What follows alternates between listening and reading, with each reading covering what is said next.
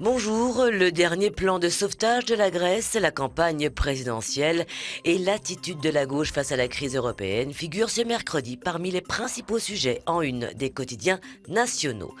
Le Monde revient en une sur le plan européen record pour sauver la Grèce, un accord au forceps après 14 heures de tractation nocturne. Les pays de l'eurozone lui ont donc alloué une enveloppe de 237 milliards d'euros. La Grèce est désormais sous étroite surveillance, mais toutes les inquiétudes ne sont pas levées, souligne le journal du soir.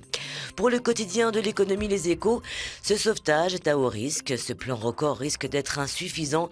La facture sera lourde pour tout le monde, les Grecs, les banques et les créanciers. L'Europe aide la Grèce et s'offre un répit, assure la Croix. Et pendant ce temps, la gauche française se divise. Libération dénonce la gauche prise au piège de l'Europe. L'Assemblée nationale a adopté hier le mécanisme européen de stabilité. Mais les socialistes, les Verts et le Front de gauche se sont divisés lors du vote, regrette le quotidien. La gauche s'est abstenue ou a voté contre. Une capitulation pour Mélenchon. S'abstenir au Sénat, c'est dire à la droite qu'elle peut faire ce qu'elle veut de l'Europe, s'est insurgé le candidat du Front de gauche à la présidentielle.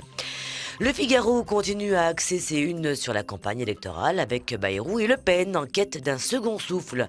Le candidat centriste et la présidente du Front National restent distancés dans les sondages par le duo de tête Sarkozy-Hollande, souligne le quotidien conservateur.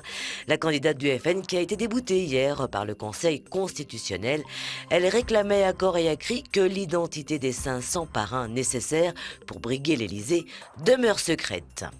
L'égalité, c'est maintenant, affirme 20 minutes en se basant sur un sondage donnant Hollande et Sarkozy au coude à coude pour le premier tour de la présidentielle, le candidat socialiste restant largement vainqueur au second tour. L'autre gratuit consacre pour sa part sa une à l'état de santé des présidents, pourquoi pas.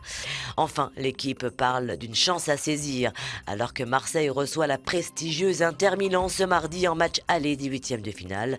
Les Phocéens, invincibles depuis 3 mois, font presque figure de favoris face à des Italiens en plein marasme, assure le quotidien sportif. Et avant de nous quitter, l'image du jour est celle de la superbe soprano Elisabeth Connell, qui vient de nous quitter à 65 ans, emportée par un cancer.